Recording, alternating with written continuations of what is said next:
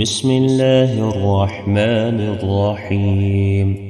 حاميم والكتاب المبين إنا جعلناه قرآنا عربيا لعلكم تعقلون وإنه في أم الكتاب لدينا لعلي حكيم.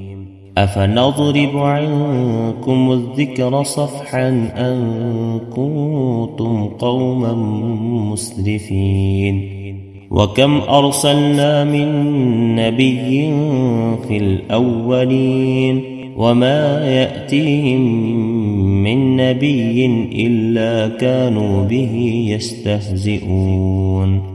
فأهلكنا أشد منهم بطشا ومضى مثل الأولين.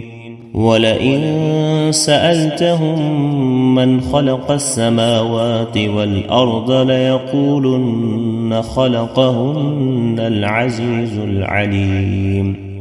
الذي جعل لكم الأرض مهدا وجعل لكم فيها سبلا لعلكم تهتدون. والذي نزل من السماء ماء بقدر فأنشرنا به بلدة ميتا كذلك تخرجون.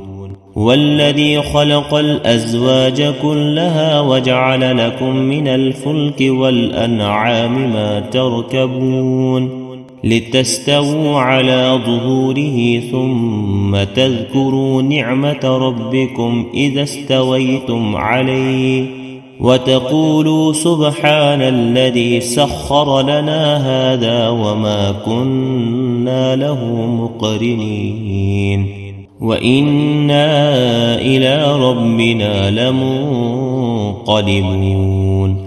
وجعلوا له من عباده جزءا إن الإنسان لكفور مبين.